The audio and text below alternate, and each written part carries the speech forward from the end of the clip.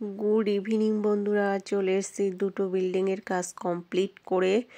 এখন চলে এসেছি আইডিয়ালে। প্রথমে গেছিলাম তোমার গ্রিন হাইটসে, তারপরে গেছিলাম পুট্টি স্টার। আজকে একটু লেটে বেরিয়েছিলাম কারণ সকালে কিছু লোকজন এসেছিল আমার বাড়িতে, তো আমি আর সকাল টাইমটা কাজে বেরোতে পারিনি। ওই 12টার দিকে বেরিয়েছিলাম, ওই 12টা 12:30 নাগাদ বেরিয়েছিলাম। তো ওই জন্য আমার সব জায়গায় একটু লেটেই চলেছি আজকে। প্রথমে গ্রিন হাইটস বললাম, তো তারপরে পুট্টি স্টার। তো এখন সোজা চলে এসেছি আইডিয়ালে ডক্টর দিদির কাছে। তো এখন ধরো 5:30 নাগাদ।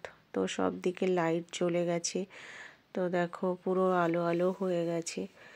তাই আমি একটু এতক্ষণ তো ফোন বার করতে পারিনি, এখন এই বিল্ডিংয়ে এসে একটু বার করেছি। আর অনেক আন্টিরা আমাকে বলছে, সীমা তুমি রাস্তায় ভিডিও করবে না, গাড়ি ঘোড়া আছে দেখে করবে। তো হ্যাঁ আন্টি, আপনাদের কথা শুনেই আমি করব। এবং এক জায়গায় দাঁড়িয়ে আমি আগে করে নিই, আমি রাস্তা ক্রস করতে বা অন্য কিছু করতে আমি করি না, ঠিক আছে? তা আপনারা আমাকে এত ভালোবেসে এত মানে আমাকে মানে মায়ের মতো বারণ করেন, আমার খুব ভালো লাগে। মনে হয় যে আগের জন্মে সব এক একজন আমার মাই ছিলেন, যে এরকম আমাকে সব সময় সাবধান করে দেয়। কি বলবো, কি বলে যে ধন্যবাদ দেব, ভাষা কিছু পাই না আমি। যাই হোক, তো আমার কাজ সারা হয়ে গেছিল। তো আমি তো সারাদিনে কারোর সঙ্গে ফোনে যোগাযোগ করতে পারি না, বিশেষ করে বাপের বাড়ি। আমার মেন হচ্ছে আমার ঠাকুমা। তো ঠাকুমার সঙ্গে প্রথমেই আমি কথা বলি, কাজ থেকে বাড়ি আসি বা রাস্তায় বা ঘরে থাকলে আগে সন্ধ্যাবেলা ঠাকুমাকেই খোঁজ খবর নিই। তারপরে আমার মা বাবাকে, তো অর্ধেক সময় তো ওদের পাওয়াই যায় না। তো আমার মেন প্রধান হচ্ছে আগে আমার ঠাকুমাকে, তারপরে মা বাবাকে, তারপর বোনকে আর দাদাকে তো করি। তো সারাদিন কাউকে করা হয়নি, এখন এই ঠাকুমার সঙ্গে কথা বলছিলাম, তারপর মা বাবার সঙ্গে কথা বলছিলাম। তো আইডিয়ালের এই গেট থেকে দেখো বেরিয়ে গেছি। এবার ছেলে ফোন করেছিল, ফোন করে বলছে মা একটু খাবার নিয়ে আসবে। তা আমি বলছি কি খাবি? এমনি সকালবেলা ওকে 50 টাকা দিয়ে গেছিলাম। তো বলছে ঠিক আছে, আমার কাছে ওই টাকাটা আছে, ওই দিয়ে খাবো। কিন্তু সে খায়নি, বাড়ি এসে ডাল ভাত ছিল সেটাই খেয়েছে। যাই হোক, তো আমি আর টিফিনের কোনো আয়োজন করিনি বা নিয়ে যাইনি। এমনি ঘরে তো সবসময় বিস্কিট থাকে, তো ওইটাই ও খেয়ে নেয়। কিন্তু ও দুপুরে যেহেতু লাঞ্চ করেনি, এসে দেখছে ইভিনিংয়ে লাঞ্চটা করেছে। তো আমি একেবারে চিকেন নেব ভেবে দোকানে গুড ইভিনিং বন্ধুরা, আইডিয়ালের চলে সামনে এসেছি যে বাড়িতে। নতুন কাজ বাজারটা আছে সেরে ওখানে আইডিয়ালে গেছিলাম, লাস্ট কাজ ওখান ছিল, থেকে ওখান নিয়ে থেকে এসছি। সোজা একটু চিকেন কিনে নিয়ে বাড়ি চলে এসেছি, ঠিক আছে? তো হচ্ছে এখন রান্না করব, হয়তো বিরিয়ানিও করে ফেলতে পারি, সবই আছে মশলাপাতি, দাদা সব করে রেখে গেছিলো। আর নাইলে চিকেন কষা। তো ছেলে বলল মা বিরিয়ানিই করো, তো একটু চালও নিয়ে এসছি, কিলোখানিক চাল নিয়ে এসছি, করে রাখি, তাহলে আজ কাল 2 দিন তো হয়ে যাবেই। তো দেখতে থাকো কি করে আজ তোমাদের সঙ্গে বিরিয়ানি শেয়ার করব, ঠিক আছে? এখন এই জামা কাপড় ছেড়ে হাত মুখ ধুয়ে ভালো করে ফ্রেশ হয়ে তোমার সন্ধ্যা দেবো, তারপর চা খাবো আর এদিক প্রিপারেশন করতে থাকবো। ওকে, চলো। তো বন্ধুরা, আমি সন্ধ্যা ফন্দা দিয়ে চলে এসেছি। দেখো এদিকে চা বসিয়ে দিয়েছি, চালও ভিজিয়ে দিয়েছি, মাংস ম্যারিনেট করে নিয়েছি। এবার আলু আর পেঁয়াজ কাটবো, ঠিক আছে? তো এই দেখো মাংসটা ম্যারিনেট করে রেখেছি, এটাকে এবার ফ্রাই করতে হবে। আর এই যে চা বসিয়ে দিয়েছি, আর এই যে চাল ভিজিয়ে রেখেছি, ফ্রাই করব, ঠিক আছে? চাটা খেয়ে নিই, তার মধ্যে আলু আর পেঁয়াজটা কেটে নিই। তো আমার কাটা বাছা কমপ্লিট হয়ে গেছে, কেটেছি আলু, প্রেসার কুকারে দিয়ে দিয়েছি, একটা সিটি মারবো, ঠিক আছে? আর এদিকে দেখো পেঁয়াজ কেটে নিয়েছি। তো আগে কড়াই বসিয়ে দিলাম, এখন বেরেস্তা ভেজে নেবো আগে, ঠিক আছে? তো বেরেস্তাটা আগে সুন্দর করে ভেজে নেব, লাল লাল করে।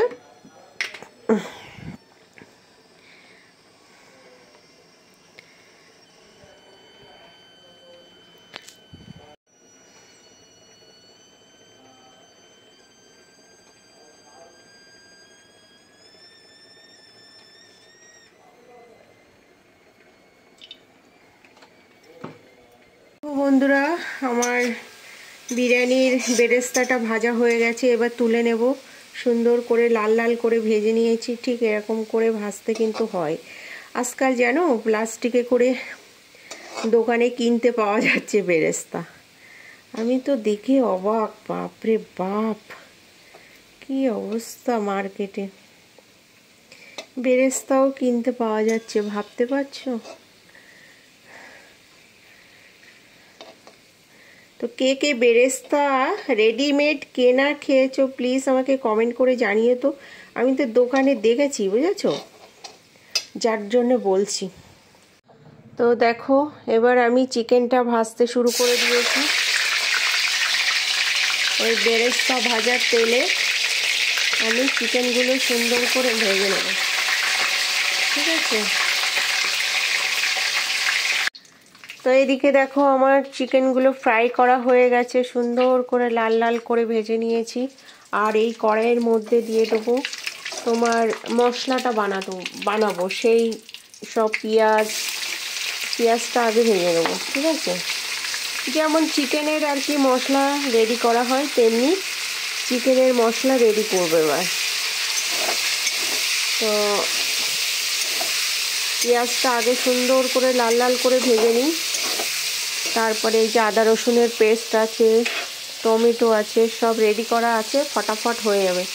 এইবার এই চিকেনটা এদিকে মশলাটা রেডি হয়ে গেলে রাইস এইদিকে বসিয়ে দেবো।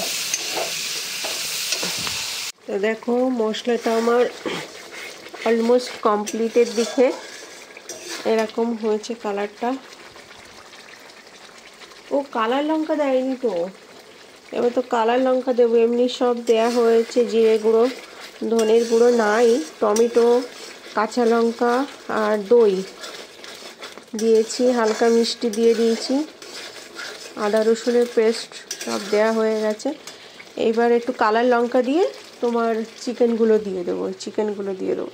দেখো আমার মশলা রেডি হয়ে গেছে, মশলাটা রেডি হয়ে গেছে। এবার দিয়ে দেবো তোমার চিকেন, ঠিক আছে?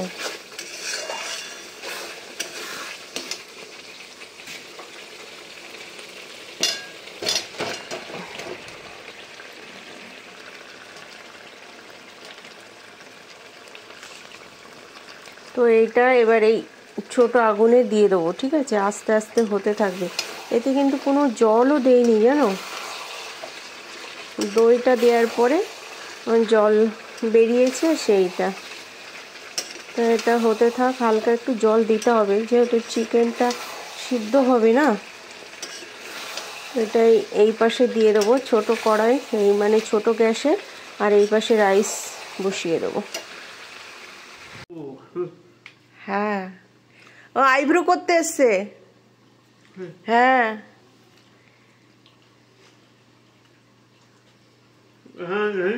ও আচ্ছা, ওর টিকিট কাটতে গেছে, টিকিট কালকে ট্রেনে উঠবে। তা দেখো এদিকে টুক করে স্যালাড কেটে নিয়েছি, পেঁয়াজ আর এই যে শসা, টমেটো আছে কিন্তু খাবো না। আর এদিকে রায়তা বানিয়ে নিয়েছি। রায়তাটা কেমন হবে জানি না, খাওয়ার সময় বুঝতে পারবো। এখন জাস্ট দিলাম, দিয়ে মিক্স আপ হচ্ছে। চিনি, বিট নুন, গোলমরিচ, কাঁচা লঙ্কা, টমেটো, এই শসা আর হচ্ছে পেঁয়াজ, ঠিক আছে? আর এদিকে দেখো আমার চিকেন অলমোস্ট কমপ্লিট হয়ে গেছে। রাইসটাও জাস্ট নামলে তারপরে ওই ঝুড়িতে ঢালবো, ঢেলে তারপরে সাজা দেব। তো এখন আমি মশলাটা রেডি করব। এই যে মশলা বার করে ফেলেছি, আর এদিকে দেখো এর মধ্যে সব মিক্স আপ করব।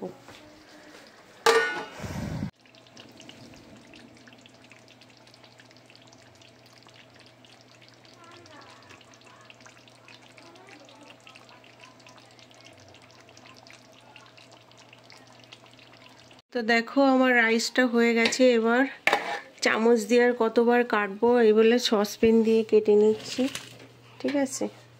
এদিকে আলু দেখো সিদ্ধও হয়ে গেছে। এবার ঝপাঝপ এসে বসাবো, স্টিমে বসাবো। তো চলো লেটস গো। তো বন্ধুরা এবার রেডি করে ফেলেছি তোমার হাঁড়িটা সাজাবো বলে। ঘি দিয়ে দিলাম, একটু সাদা তেল দিয়ে দিলাম, দিয়ে এইবার তেজপাতা বেশি ছিল না, যে কটা ছিল। আমার লাগে না বিরিয়ানি, অনেকের লেগে যায় কড়াই, কিন্তু আমার লাগবে না, তাই বলে আমি বেশি দেইনি। তো দেখতে থাকো কেমন করে করি আবার। তো দেখো বন্ধুরা, আমি মোটামুটি সব গুছিয়ে ফেলেছি। এবার আমি হাঁড়িতে সাজাবো বলে সবগুলো জিনিসপত্র নিচে নামিয়ে ফেলেছি। উপরে টেবিলে অনেক জায়গাটাও ছোট হচ্ছে না বলে নিচেই নামিয়ে ফেলেছি। তো আগে কড়াইতে সাদা তেল আর একটু ঘি, টোটালি আমি 1 কিলো চালে 50 গ্রাম ঘি দিয়েছি, ঠিক আছে। 1 কিলো চাল 1 কিলো মাংস। তো তোমার দিয়ে এই প্রথমে কিছুটা মাংসর মধ্যে দিয়ে দিলাম, দিয়ে একটু মশলা দিলাম। আমি এটা শিখেছি তোমার আজ থেকে প্রায় 15-20 বছর, 15 বছর হবে, 15-16-17 বছর আগে আমাদের বাড়িতে একটা দাদা এসেছিল সেই কৈখালি থেকে, উনি মহাম্যাডাম। তো ওই দাদা আমার ছেলের জন্মদিনে রান্না করে গেছিলো বিরিয়ানি। তো সেই থেকে দেখা এই জিনিসটা, এই ভেজে চিকেন ভেজে উঠিয়ে রাখা, তারপরে এরকম বেরেস্তা ভেজে উঠিয়ে রেখে সমস্ত মশলায় করে রেডি করা, এরকম মাংসটাকে সুন্দর করে করা, সব শিখেছিলাম ওই দাদাটার কাছ থেকে। আর সেটা বেশি ফলো করেছে আমার হাজবেন্ড। আর আমার হাজবেন্ড আরও স্পেশাল শিখেছে আমার ছেলে যখন ব্যারাকপুর রামকৃষ্ণ মিশনে পড়তো, তো ওইখানে ওই দাদা বৌদির বিরিয়ানি খেতে যেত ছেলেকে নিয়ে, তখন ওইখানে গিয়ে ও দেখতো, ওই যে শুনতো যারা রান্না করতো। তো বিশেষ করে আরও ওখান থেকেই শেখা। তো সেই স্টাইলের আমরা এরকম করার চেষ্টা করি, ঠিক আছে। যাই হোক, আমিও এরকম একটু দেখে দেখে শিখেছি। তো মোটামুটি দাদা একটু বেশি দেয় সব কিছু ভালো টেস্টি করার জন্য। আমি কিন্তু মানে 3 ভাগে, দাদা পুরো 3 ভাগই দেয়, আমি 1 ভাগই দিই সব কিছু। তো আমি সিম্পল করার চেষ্টা করি, দাদা একটুখানি বেশি স্পাইসি করার চেষ্টা করে। তো ওরটাই বেশি ভালো হয়, আমারটা একটু কম ভালো হয়, কিন্তু আমারটা বেশি খেতে পারি, ঠিক আছে, এই বেশি খাওয়ার জন্য এটা করি। তো অবশেষে দেখো কি করছি। তো বন্ধুরা, অবশেষে সব কমপ্লিট করে এই বাসন কোসন মেজে রাখছি, কারণ সকালবেলা আমার ভালো লাগে না মেন কথা, আর করতেও ইচ্ছা করে না। তো রাত্রে আমার রাত 2-1 যত পর্যন্ত আমার কাজ করতে বলো আমি করে দেবো, কিন্তু সকালে আমার কিছু ভালো লাগে না, যেহেতু কাজের প্রেশার আছে, মাথায় চিন্তা থাকে। তো সকালবেলা শুধু ঘর মুছে স্নান করে পুজো দিয়ে আমি কাজে বেরিয়ে যাই। তো সব কমপ্লিট, এখন এই দুটো ধুতে বাকি আছে করে।